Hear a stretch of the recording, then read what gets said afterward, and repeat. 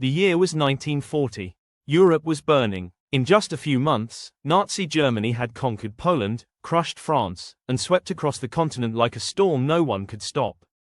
The world held its breath, waiting for who would fall next. Only one island nation stood in the way: Britain. Hitler believed it would be easy. He called it Operation Sea Lion, the plan to invade Britain by land and sea. But before that invasion could happen, Germany had to destroy one thing: the Royal Air Force. If the RAF fell, the skies would belong to Germany, and the invasion would begin. So began one of the most legendary air battles in human history, the Battle of Britain.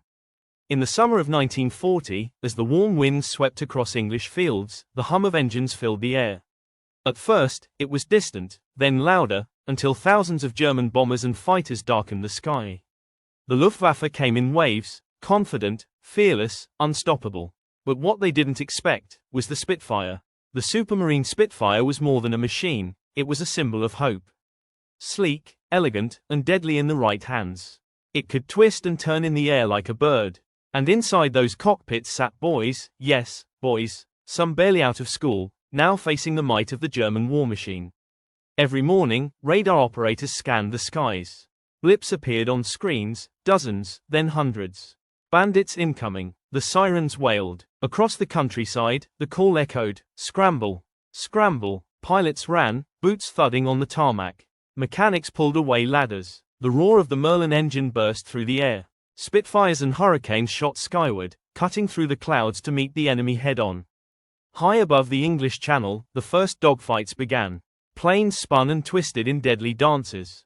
The sun glinted off silver wings as bullets tore through the air. For the young British pilots, there was no time to think, only to react. Each second could mean life or death. German bombers flew in formation, escorted by Messerschmitt Bf-109s, sleek, fast, and ruthless. The Luftwaffe believed their experience and numbers would guarantee victory.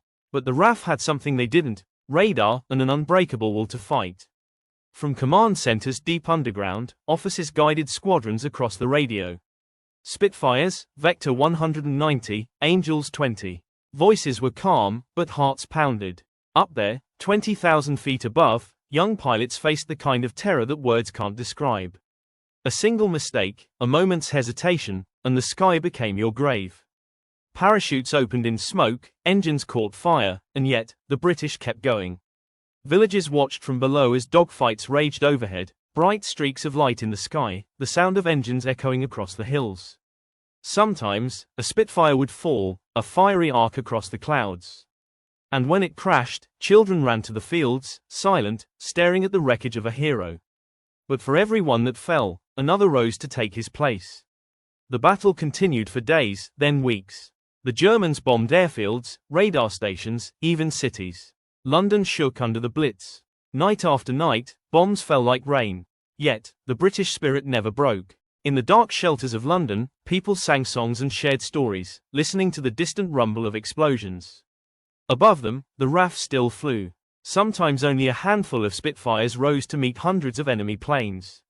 They were outnumbered, outgunned, but never out of courage. Inside those cockpits, sweat dripped down faces, hands trembled on the controls, but eyes stayed sharp. The radio crackled, enemy bombers sighted, 12 o'clock high. And the Spitfire's dove. Machine guns rattled, wings trembled, shells tore through the air. Flames burst from the sky as planes exploded one after another. German pilots began to realize, these British flyers were not ordinary men. They fought as if every cloud, every inch of air was sacred. On the ground, mechanics worked day and night. They patched bullet holes, changed engines, and painted over scorch marks. Some worked 20 hours without sleep. Every plane repaired meant another chance to survive the next day. Farmers donated fuel. Women joined the factories, building parts for Spitfires. The whole nation was at war, in the sky and on the ground. As August turned to September, Hitler grew impatient. The Luftwaffe had lost hundreds of planes. Their strategy changed. Instead of attacking airfields, they targeted London itself. Night after night, the city burned. Families hid underground while the sky glowed red. But even as the bombs fell, the British refused to surrender. In those same nights, the Spitfires still took off, climbing into darkness to intercept bombers by moonlight. They were the last shield between destruction and survival. And then, something incredible happened. The Luftwaffe began to falter.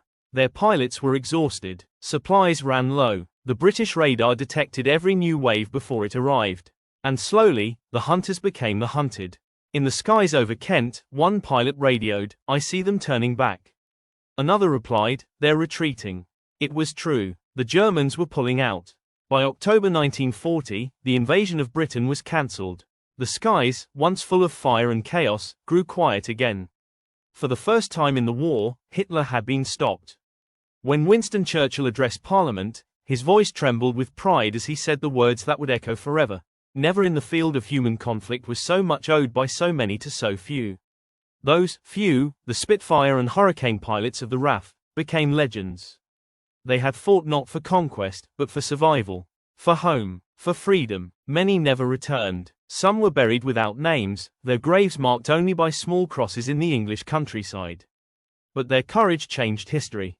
The Battle of Britain wasn't just a military victory. It was a story of human defiance, of a nation that refused to bow.